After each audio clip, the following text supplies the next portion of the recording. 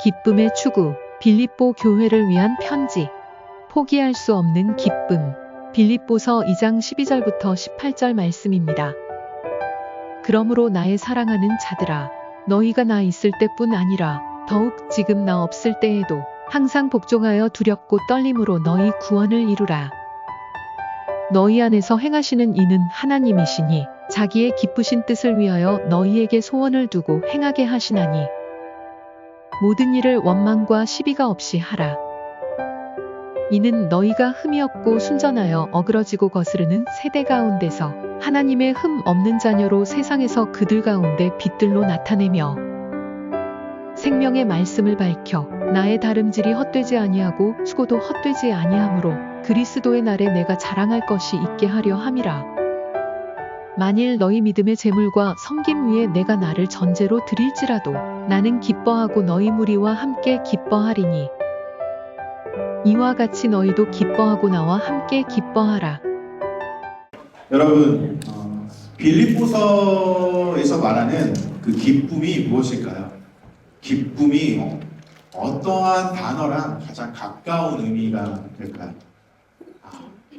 기쁨은 빌립보서에서 말하는 그 기쁨의 다른 의미는 만족입니다. 만족. 기쁨은 어떤 상황의 자극에 의해서 오는 순간적인 감정이 아닙니다.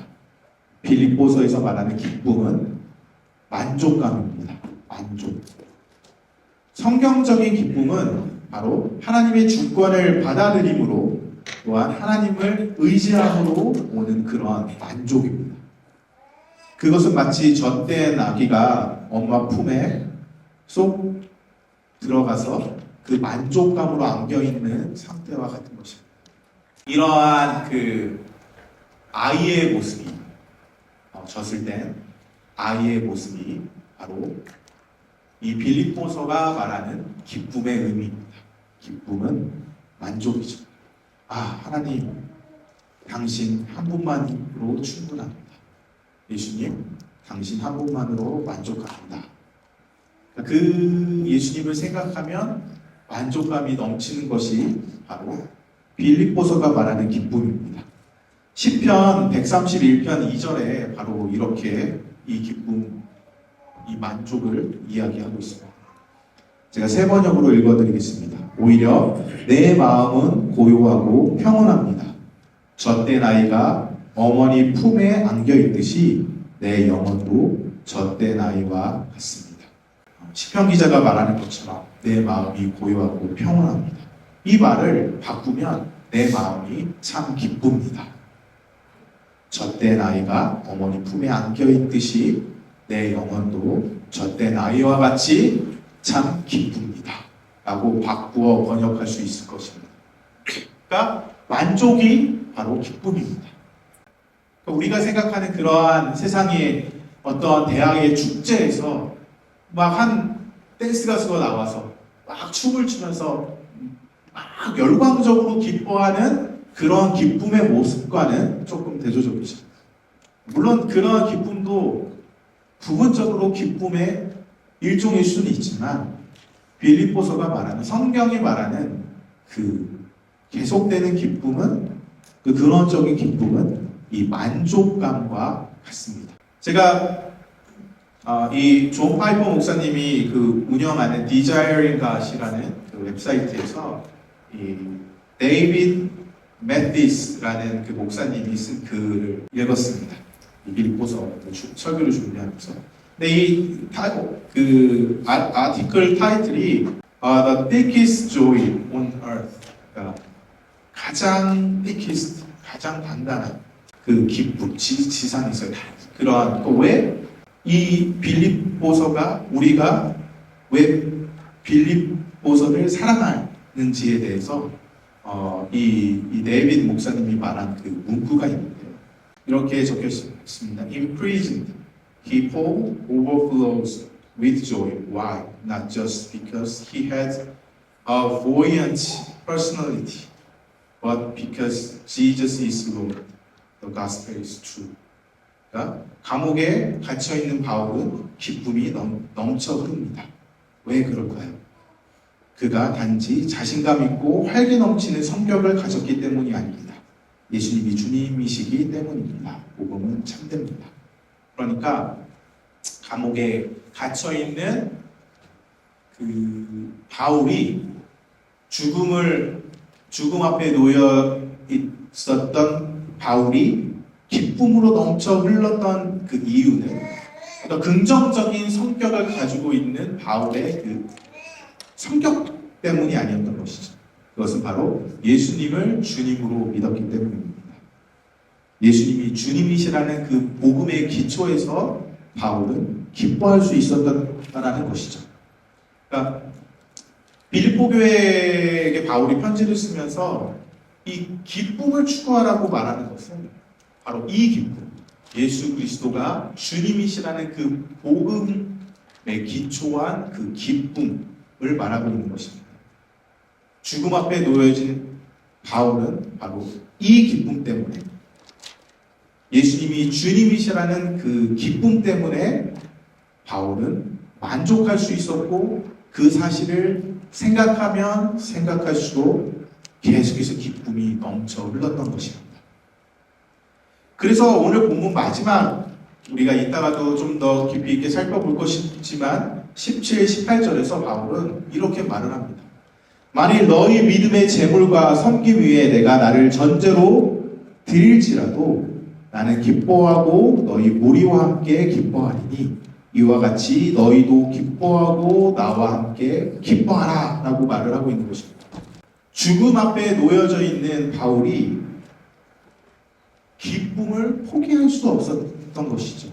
그 고난이 와도 죽음이 와도 바로 예수 그리스도가 주님이시라는 그 사실 때문에 그는 만족할 수 있었고, 그 사실 때문에 그는 기뻐할 수 있었다는 것입니다. 지난주에 살펴보았던 것처럼 빌립보 교회는 바울의 유럽 선교의 첫 열매였습니다. 10년 이상 바울이 선교를 하면서 특별히 바울이 고난 속에 있을 때조차도 많은 사람들이 바울을 떠나는 상황 속에서조차도 유일하게 빌립보 교회만이 바울을 물질적으로 또 마음으로 계속해서 끊임없이 지지했던 교회였습니다. 바울은 이런 교회를 진심으로 사랑하고 바울은 빌립보 교회를 생각하면 기쁨으로 가득했습니다. 그런데 여러분, 그러한 빌립보 교회조차도 바울을 싫어하는 무리들이 있었다고 제가 지난 시간에 이야기했습니다. 그런데 갈라디아서에 나오는 그런 이단적인 요소를 가지고 있는 무리들이 아니라 바울의 성격, 바울의 연약한 몸, 혹은 바울이 전도하는 방식이 마음에 들지 않아서 바울을 싫어했던 자들이었습니다. 바울의 입장에서 생각해보면 정말 사랑하는 그 무리들 중에, 그렇게 신뢰했던 무리들 중에 자신을 싫어하는 무리들이 등장했다는 그 사실이 바울의 마음을 좌절하게 만들었을 것입니다. 그런데 바울은 그 상황에 의해 기쁨을 빼앗기지 않고 오직 예수 그리스도 때문에 기뻐할 수 있었더라고 제가 지난 시간에 이야기를 했습니다. 그래서 바울의 기쁨은 상황에 의한 기쁨이 아니라 예수 그리스도 때문에 오는 기쁨이었다라고 말을 했죠. 특별히 바울을 싫어하는 자들도 예수 그리스도를 전파하는 자들이었습니다. 그런데 바울도 예수 그리스도를 전파하는 자였죠. 그러니까 바울이 기뻐했던 이유는 어떻게 되든지 예수 그리스도가 자신의 기쁨의 근원인 그 예수 그리스도를 전파한다는 그 사실로 인해 바울은 기뻐할 수 있었다는 것입니다. 예수 그리스도가 전파되는 그 사실 때문에 바울은 만족하며 기뻐할 수 있었다는 것입니다. 그래서 빌립보서 1장 17절 18절에 바울은 이렇게 이야기합니다. 그들 누구요? 바울을 싫어하는 무리들은 나의 매임에 괴로움을 더하게 할 줄로 생각하여 순수하지 못하게 다툼으로 그리스도를 전파하느니라. 그러면 무엇이냐? 거칠애로 하나 참으로 하나 무슨 방도로 하든지 전파되는 것은 그리스도니 이로써 나는 기뻐하고 또한 기뻐하리라. 바울은 예수 그리스도가 전파된다라는 그 사실로 인해 기뻐했던 것입니다. 그러니까 예수 그리스도를 전파하는 것보다 교회에게 더 큰 기쁨은 없어야 된다는 것입니다. 교회는 예수가 모든 것들의, 모든 세상의, 모든 삶의 주님이시라는 사실을 전파하는 그 전파의 기쁨으로 가득한 교회여야 한다는 것입니다. 교회의 최고의 만족은, 교회의 최고의 기쁨은 바로 예수 그리스도가 온 세상의 주님이시다, 예수 그리스도가 온 인류의 주님이시다 라는 그 사실이 전파되는 것이어야 합니다. 교회는 바로 예수님을 전파하는 것이 최고의 기쁨이 되어야 하는 것이죠. 그래서 교회 안에 있는 작은 다툼들은 그렇게 교회에게 중요한 부분이 아닙니다. 우리에게 작은 다툼이 있을 수 있습니다. 그러나 예수 그리스도를 전파하는 기쁨으로 가득한 교회는 그 작은 기쁨을 극복하는 것이죠. 왜죠? 한 목표를 향해 달려가기 때문입니다. 바로 예수 그리스도가 전파된다라는 그 사실, 예수 그리스도가 온 세상의 주님이시라는 그 사실이 전파된다라는 그 기쁨 때문에 작은 차이들, 작은 이견들, 이런 것들은 그렇게 중요한 요소들이 되지 않는다는 것입니다. 오히려 예수 그리스도를 생각하면, 특별히 바울이 제시하는 그 예수는 십자가에 달린 그 희생적인 예수 그리스도이십니다. 종으로 오신 예수 그리스도, 그 종의 모습을 입고 하늘 아버지께 순종하기 위해 이 땅에 오신 그 십자가에 달린 예수 그리스도를 생각하면 그러한 작은 차이들, 작은 다툼들, 그런 것들은 그렇게 중요하지 않고 오히려 그 차이들이 변하여서 포용하고 서로를 받아들이는 공동체의 모습으로 변한다라고, 그리고 그 포용의 공동체를, 그렇게 사랑하는 공동체를 추구해야 된다고 바울은 십자가에 달린 예수 그리스도를 모델로 제시하면서 빌립보 교회에게 말을 하고 있습니다. 그래서 빌립보서 2장 3절, 8절은 이렇게 이야기를 합니다. 아무 일에든지 다툼이나 허용으로 하지 말고 오직 겸손한 마음으로 각자 자기보다 남을 낮게 좋게 여기고 각각 자기의 일을 돌볼 뿐더러 또한 각각 다른 사람들의 일을 돌보아 나의 기쁨을 충만하게 하라. 너희 안에 이 마음을 품으라. 곧 그리스도 예수의 마음이니 그는 근본 하나님의 본체이시나 하나님과 동등됨을 취할 것으로 여기지 아니하시고 오히려 자기를 비워 종의 형체를 가지사 사람들과 같이 되셨고 사람의 모양으로 나타나사 자기를 낮추시고 죽기까지 복종하셨으니 곧 십자가의 죽음이시라 라고 말을 하고 있는 것이죠. 바울이 강조하는 것은 빌립보 교회가 다툼이 없어야 하는 이유, 서로 사랑하고 포용해야 하는 이유는 다름이 아니라 십자가에서 보여주신 예수 그리스도의 희생 때문이라고 말을 하고 있는 것입니다. 자기를 위워 종이 되고자 죽기까지 자신을 내어준 십자가에 달린 예수가 바로 그들의 유일한 만족의 대상이기 때문에 그들의 다툼을 멈추고 서로 사랑하며 오직 그 기쁨 대신 예수 그리스도를 전파하는 기쁨에 충만하라고 바울은 이야기하고 있는 것입니다. 그 십자가의 길은 바로 교회 공동체 안에 서로 사랑하는 길인 것이죠. 마음을 같이 하며 서로 한 마음을 가지고 자신의 유익이 아닌 상대방의 유익을 구하며 서로 한 마음으로 오직 그리스도를 전파하는 그 기쁨을 위해 자신의 삶을 드리는 공동체가 기쁨 가득한 공동체, 바로 예수 그리스도의 길, 특별히 십자가의 길을 따르는 공동체라고 바울은 이야기하고 있는 것입니다. 자신만의 주장을 오롯이 옳다고 주장하는 그런 공동체가 아니라 서로 들어주고 차이를 인정하고 서로 포용하는 공동체가 바로 십자가의 공동체, 십자가의 길을 따르는 공동체라고 바울은 이야기하는 것입니다. 바로 그 공동체, 그 공동체의 주님은 바로 십자가에 달린 예수고 십자가에 달린 예수는 바로 온 세상의 주님이 되셨다라고 바울은 이야기를 합니다. 그래서 빌립보서 2장 9절에서 11절에 보면 바울은 이렇게 이야기를 합니다. 이러므로 하나님이 그를 지극히 높여 모든 이름 위에 뛰어난 이름을 주사 하늘에 있는 자들과 땅에 있는 자들과 땅 아래에 있는 자들로 모든 무릎을 예수의 이름에 꿇게 하시고 모든 입으로 예수 그리스도를 주라 시인하여 하나님 아버지께 영광을 돌리게 하셨느니라. 바로 십자가에 달린 예수가 온 세상의 주님이 되셨습니다. 온 세상의 주님 되신 그 십자가에 달린 예수를 전파하는 그 공동체, 그 서로 특별히 사랑하는 공동체, 서로 사랑하며 오직 한 길을 추구하는 예수 그리스도를 전파하기 위해 힘쓰는 그 공동체가 기쁨으로 가득한 공동체라고 바울은 이야기하고 있는 것이죠. 여러분 오늘 12절 같이 읽어볼까요? 보면 시작. 그러므로 나의 사랑하는 자들아 너희가 나 있을 때뿐 아니라 더욱 지금 나 없을 때에도 항상 복종하여 두렵고 떨림으로 너희 구원을 이루라. 이 그러므로 라는 것은 어디를 무엇을 받고 있는 것일까요?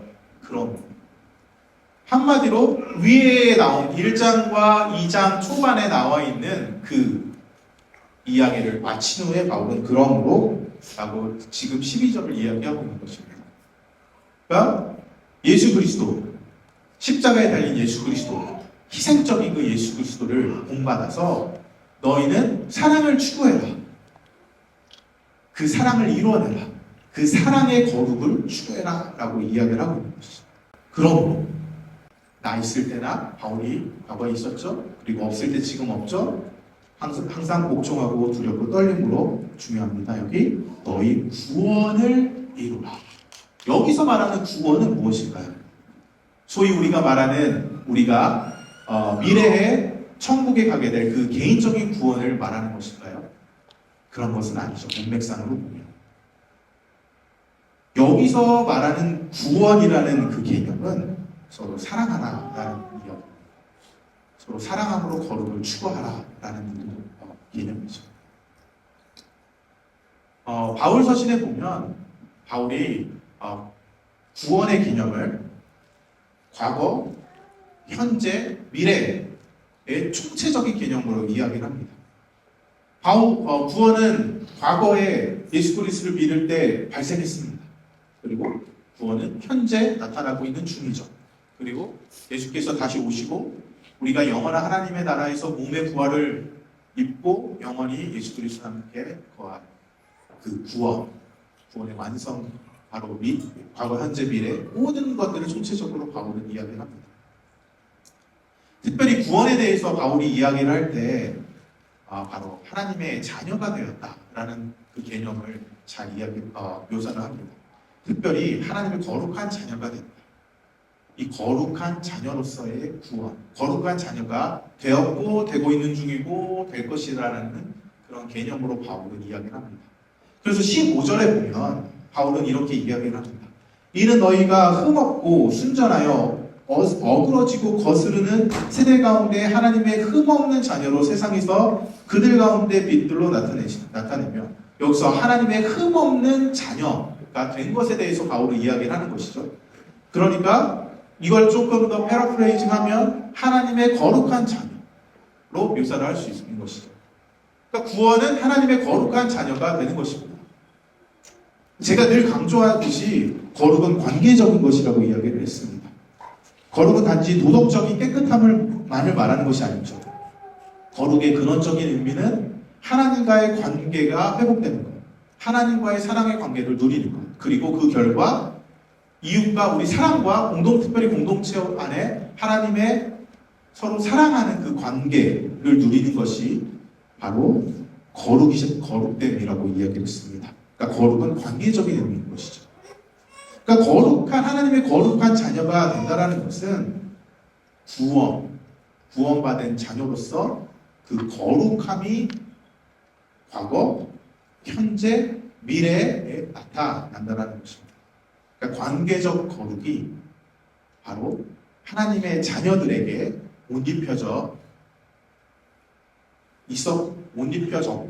옷 입혀지고 있는 중이고 옷 입혀질 거라는 것입니다. 그러니까 구원은 과거, 현재, 미래 모두를 동시적으로 포함하는 총체적 개념입니다.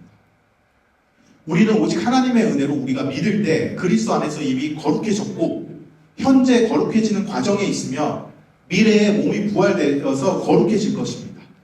과거는 우리의 근원적 존재의 변화를, 현재적인 측면에서는 변화의 과정을, 미래적인 측면에서는 변화의 완성을 강조하는 단어인 것이죠. 그것이 바로 거룩이고 그리고 그것이 바로 구원입니다. 이 모든 거룩의 측면들이 바로 구원의 의미 안에 내포되어 있는 것입니다. 그런데 바울이 빌립보에서 말하는 제가 읽었던 12절에서 여기서 지금 오늘 본문에서의 바울이 말하는 거룩은 거룩함의 현재 진행형을 말하고 있는 것입니다. 그러니까 현재 진행형이기 때문에 바울이 그 거룩으로서의 그 구원을 그 하나님의 사랑으로서의, 그러니까 서로 사랑하는 그 사랑의 공동체에 참여하라는 그 구원의 개념을 바울은 수동적이지 않고 능동적으로, 적극적으로, 참여적으로 말하고 있는 것입니다. 그렇기 때문에 구원을 이루라 라고 말했을 때 마치 구원이 뭔가 하나님의 은혜가 아닌 인간의 자유의지로 주어진다라고 말하는 것이 아니라 구원은 하나님의 전적인 은혜이고 구원의 하나님의 전적인 은혜 때문에 우리는 그 은혜로 주어진 믿음으로 말미암아 우리는 구원받았지만 우리는 구원받은 결과 거룩한 하나님의 자녀로 우리가 근원적으로 우리의 신분이 변화됐지만 지금 너희는 능동적인 참여로 적극적인 참여로 그 책임을 가지고 서로 사랑하는 그 구원의 거룩함에 참여하라고 바울은 강하게 말하고 있는 것이죠. 그래서 구원은 현재 진행형으로 말하고 바울은 그렇게 표현하고 있는 것입니다. 여러분 이 바울의 같은 시기에 쓰여진 편지가 또 다른 편지가 있죠. 바로 에베소서입니다. 그리고 수요일날 제가 여성 성경 공부에서 에베소서를 공부하고 있는데 이 2장 지금 2장을 했습니다. 특별히 2장 초반부를 공부했는데 지난주에 2장 8절에 보면 바울이 이 구원에 대해서 조금 빌립보서 2장 12절과는 다른 시점으로 이야기를 합니다. 한번 읽어볼까요? 시작. 너희는 그 은혜에 인하여 믿음으로 말미암아 구원을 받았으니 이것은 너에게 난 것이 아니고 하나님의 선물이라. 헬라어로 바울은 이 구원을 받았다. 세소스 메노이라는 단어를 표현합니다. 그러니까 현재 완료 분사입니다. perfect passive를 사용하고 있는데요. 현재 완료 분사니까 have been PP. 그러니까 이미 과거에 발생한 것이 현재 나타나고 있다는 것입니다. 구원이 과거에 발생했지만 지금 과거에 발생했던 구원이 현재 나타나고 있는 것이죠. 그러니까 현재를 강조하기 위해 과거도 등장하기 시작하는 것이죠. 그러니까 아까 읽었던 빌립보서 2장 12절 구원을 이루라 라고 말했던 것과 달리 구원을 받았으니 라고 표현하고 있는 것이죠. 같은 시기에 쓰여졌어요. 비슷한 시기에 쓰여진 빌립보서, 에베소서, 로마 감옥에서 쓰여진 이 바울 서신에서 한 에베소서는 과거가 강조되면 현재가 강조되고 그리고 그 빌립보서는 과거가 강조되지 않는 상태에서 현재 진행을 강조하고 있는 것이죠. 그러니까 에베소서에 의하면 이런 것이죠. 현재 너희가 거룩한 이유는 너희가 하나님의 은혜로 믿음을 통해 이미 거룩하게 되었기 때문에 너희가 거룩하다 라고 말하는 것이고 빌립보서 2장에 보면 지금 너희는 거룩에 적극적으로 참여해야 된다 라는 것이죠. 그러니까 같은 구원인데 에베소서는 하나님의 은혜가 강조돼요. 파시브, 그러니까 수동적인 그러한 구원의 상태가 강조된다면 빌립보서는 액티브, 그러니까 적극적이고 참여적이고 그러한 구원의 형태가 강조된다는 것입니다. 그래서 구원을 이루라 라고 말하고 있는 것이죠. 그러니까 이 두 가지가 분리될 수 없습니다. 그러니까 근원은 우리는 아무것도 할 수 없어요. 구원을 위해 우리가 할 수 있는 것은 없습니다. 하나님의 은혜로 그 믿음조차도 에베소서에 말한 것처럼 하나님의 은혜에 의한 믿음으로 말미암는 구원인 거죠. 그러니까 믿음 안에 성령의 역사 때문에 우리는 완전한 하나님의 은혜로 그 믿음의 선물로 인해 우리는 구원을 받은 것이죠. 그래서 바울은 하나님의 선물이라고 에베소서에서 말하는 것입니다. 그렇지만 지금 우리가 서로 사랑하고 복음을 증거하며 그 기쁨으로 충만해야 된다라는 그 측면에서의 구원의 과정은 우리는 적극적으로 참여해야 되는 것이죠. 우리의 인간의 책임이 강조되고 있는 것입니다. 이 두 가지는 분리될 수가 없는 것이죠. 그렇다고 인간의 책임이 강조된다고 해서 우리가 우리의 힘으로 할 수 있는 것은 아닙니다. 근원은 바로 과거에 발생한 하나님의 은혜에 의한 성령의 역사이기 때문에 지금 발생하는 서로 사랑하는 그 구원의 과정 또한 성령의 역사로 가능한 것입니다. 적극적으로 참여하는 그 사랑으로 말미암는 사랑의 관계로 발생하는 그 거룩의 구원조차도 성령의 도움 없이는 우리가 될 수 없는 것이죠. 수동적인 존재의 근원적 변화가 적극적인 말씀의 순종으로 이어지는 것을 바울 서신 전체에서 말하고 있는 것입니다. 13절 같이 읽겠습니다. 시작. 너희 안에 행하시는 일은 하나님이시니 자기의 기쁘신 뜻을 위하여 너에게 소원을 두고 행하게 하시나니. 여러분, 이 말씀 우리가 많이 인용하는 거잖아요. 그러면 제가 질문이 있습니다. 지금 제 문맥을 이야기를 했어요. 그러면 여기서 말하는 하나님의 기쁘신 뜻은 무엇일까요? 문맥상으로 보면 서로 사랑하는 것이죠. 서로 사랑해서 복음을 서로 사랑으로 충만한 기쁨의 공동체가 돼서 복음 전파로 충만한 기쁨을 누리라는 것입니다. 그러니까 그것이 하나님의 기쁘신 뜻이라는 것이죠. 그러면 너희에게 그 일을 위해 너희에게 소원을 두고 행하신다라는 것입니다. 하나님이. 그럼 이 소원은 무엇일까요?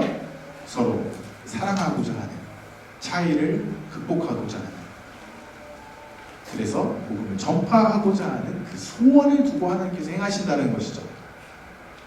그러니까 공동체 안에 서로 사랑하여 거룩을 위한 그 구원에 참여하는 그 하나님의 기쁘신 뜻을 위해 하나님은 우리에게 소원을 두고 행하신다는 것입니다. 그러니까 여기서 말하는 그 소원은 공동체적 관점입니다. 그러니까 바울이 말하는 오리지널 인텐션, 원래 뜻은 바로 공동체적 관점으로 이해를 해야 합니다. 근데 여러분, 성경이 말하는, 그러니까 해석적으로 좀 이야기를 해보면, 여기서 바울의 오리지널 인텐션은 공동체적 관점이긴 하지만 성경이 말하는 어떠한 원리가 있습니다. 그러니까 13절에서 보통 우리가 생각하는 개인적인 관점으로 적용하는 개인적 원리가 있죠. 하나님의 나의 삶의 기쁘신 뜻을 위해 하나님께서 나에게 소원을 두고 하나님께서 나의 삶에 하나님의 기쁘신 어떤 뜻을 이룬다 라고 우리가 보통 해석을 하잖아요. 그것도 틀린 얘기는 아닙니다. 그러니까 오리지널 인텐션은 아니지만 상황적인 해석으로 우리가 하나님의 성경에 말하는 원칙을 나의 삶에 적용할 수 있는 실력도 필요하죠. 실력도 우리에게 필요합니다. 그러니까 소원의 개인적인 관점이 있고 소원의 공동체적 관점이 있는데, 소원의 공동체적 관점이 원래 오리지널 인텐션이라면 또 상황적 인텐션, 그러니까 좀 어플라이드, 그러니까 이 적용하는 인텐션 관점에서 보면 그 소원의 개인적 관점도 우리가 우리 삶에 적용할 수 있다는 것입니다. 예를 들면 하나님은 우리의 삶에 소원을 두고 일하시죠. 하나님의 뜻을 위해 나의 개인적 소명을 이루기 위해.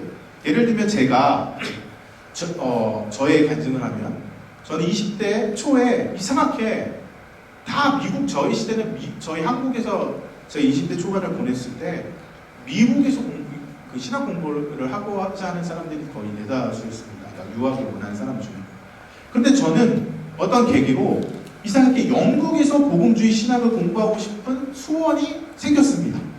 그러니까 미국이 아닌 영국에서 공부하고 싶은, 특별히 복음주의 신학 공부하고 싶은 깊은 소원이 생겼습니다. 그래서 이것을 위해 20대 초반에 기회가 생겨서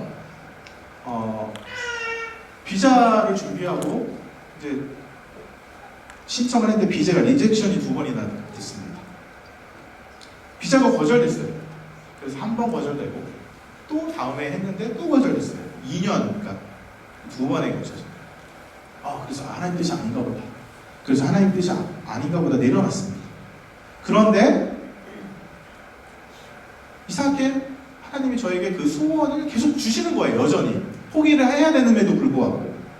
그런데 기도하면 기도할수록 또 같이 기도하면 또 기도할수록 저희 멘토분들과 같이 기도를 제목을 나눌수록 소원이 더해지는 거예요. 하나님이 저에게 기도 가운데 말씀하시는 것은, 감동을 주는 것은 그걸 포기하지 말아야 된다라는 소원, 그리고 내가 여전히 영국에서 복음주의 신학을 공부하고자 하는 소원이 계속되는 것이죠. 그래서 제가 우여곡절 끝에 시드니에서 목회학 석사과정을 하러 시드니에서 왔습니다. 그리고 시드니에서 거의 마지막 학기를 앞두고 진로를 놓고 다음 과정을 했을 때 제가 그 다음 과정에 제가 영국의 에버딘 대학교에 리서치 석사 과정을 지원했습니다. 그런데 떨어졌습니다.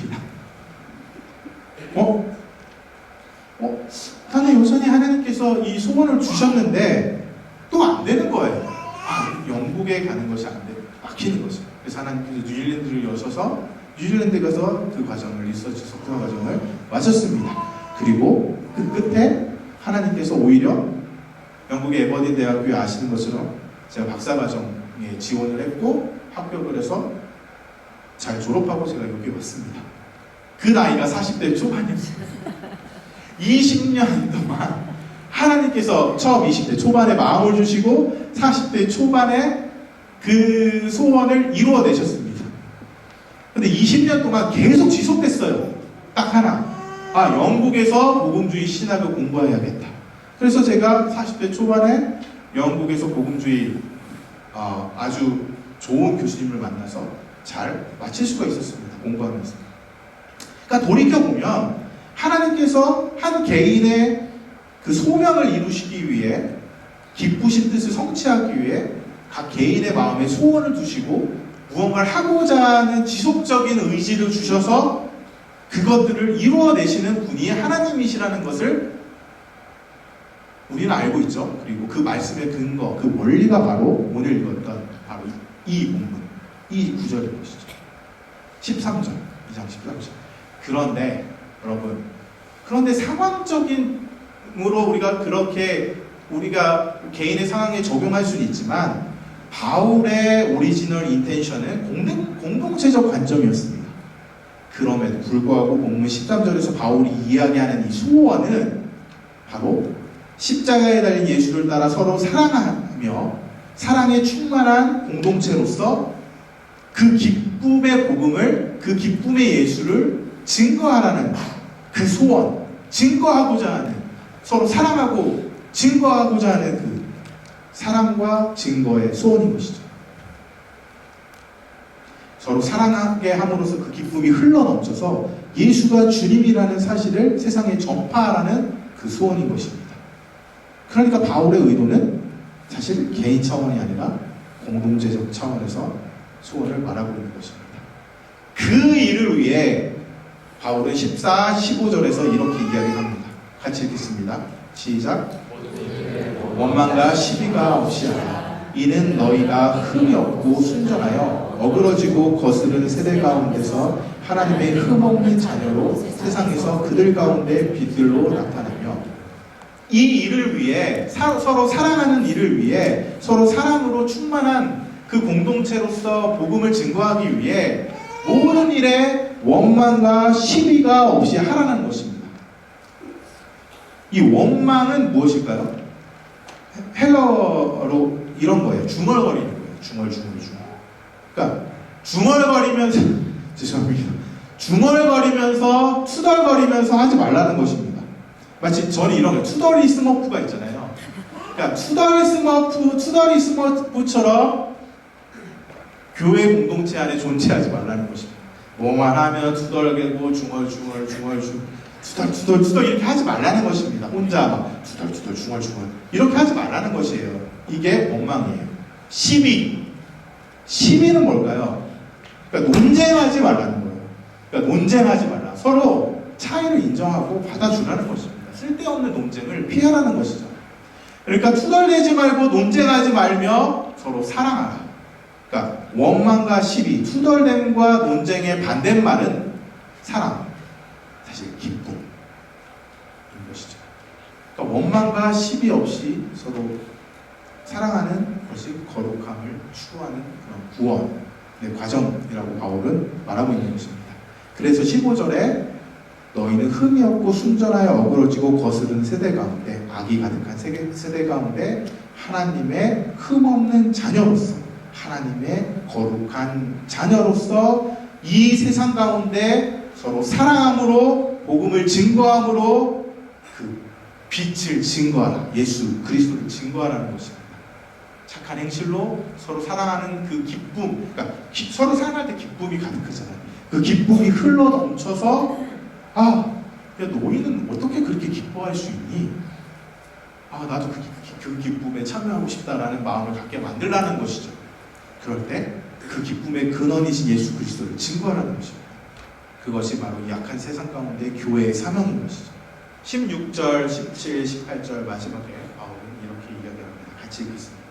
생명의 말씀을 밝혀 나의 다름질을 헛되지 아니하고 수고도 헛되지 아니하고 그리스도의 나라에 내가 자랑할 것이 있게 하려 합니다.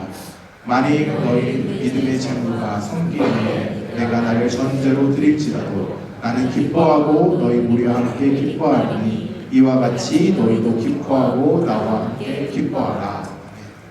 여러분, 바울이 포기할 수 없었던 것은 바로 그리스도가 온 세상에 전해진다라는 그 기쁨이었습니다.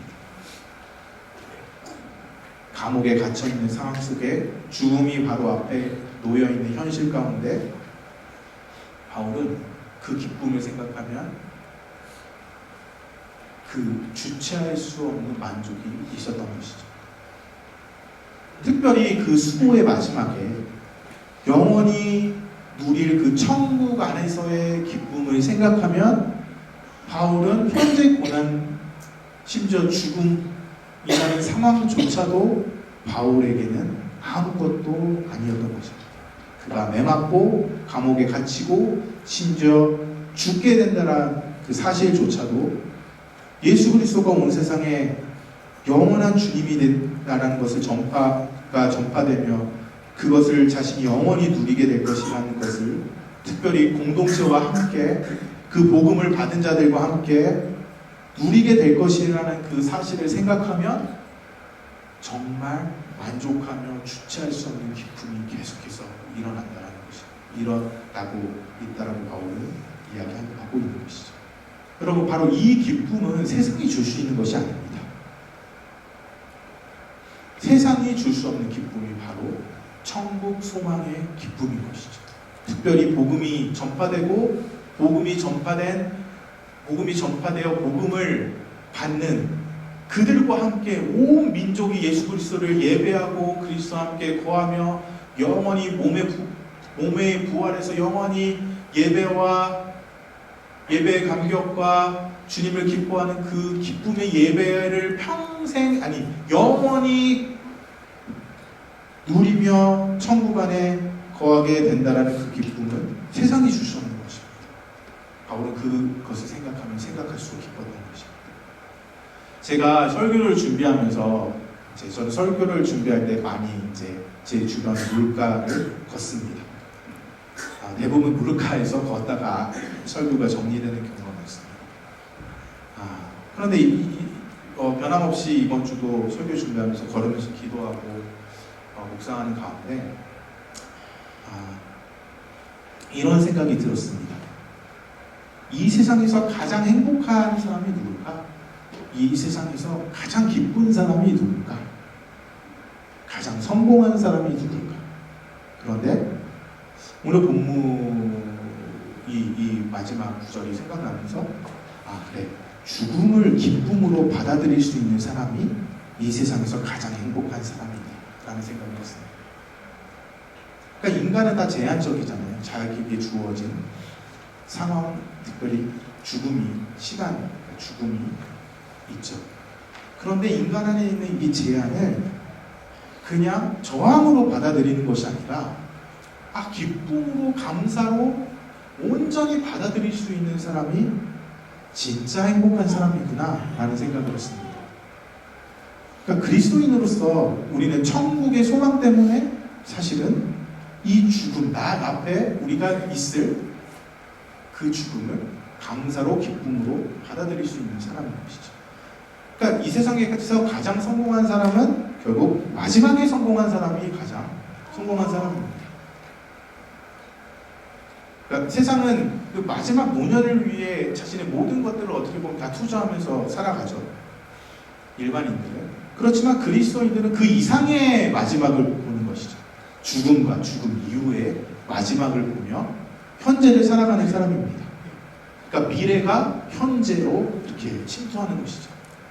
근데 이 미래에 발생할 이 천국의 기쁨이 현재 침투해서 내 안에 사로잡는 것이죠. 그런데 이 기쁨이, 천국 기쁨이 죽음을 초월한다는 것입니다. 그러니까 내가 죽음을 생각하고 내가 제한된 삶을 산다라는 그 사실 때문에 두려워하는 것이 아니라 그 사실을 막 저항하고 단 하루라도 더 살기 위해 애쓰고 막 그것에 나의 전부를 드리려고 애쓰는 인간상이 아니라 그 죽음 이후에 발생할 그 천국의 소망 때문에 죽음을 기쁘게 받아들일 늘 준비하는 그 자세로 살아가는 사람이 정말 행복한 사람이다라는 생각을 했습니다. 특별히 무엇보다 사랑하는 지체들과 함께 천국에서 하나님을 예배하는 기쁨을 생각하면 기쁨이 넘치고 또 복음이 전파되어 온 열방이 영원히 하나님을 예배하며 기뻐하는 그 천국을 생각하면 기쁨이 넘치는 그 기쁨 때문에 죽음을 극복하며 현재를 사랑하는 그 사람이 참된 행복한 사람이라는 생각을 했습니다. 여러분, 바울은 그런 사람이었습니다. 바울은 그 기쁨을 결코 포기할 수 없었습니다. 죽음의 순간이 와도 바울은 결코 그 기쁨을 포기할 수 없었습니다. 그래서 바울은 마지막에 이렇게 이야기하는 것이죠. 나는 기뻐하고 너희 무리와 함께 기뻐하리니 이와 같이 너희도 기뻐하고 나와 함께 기뻐하라.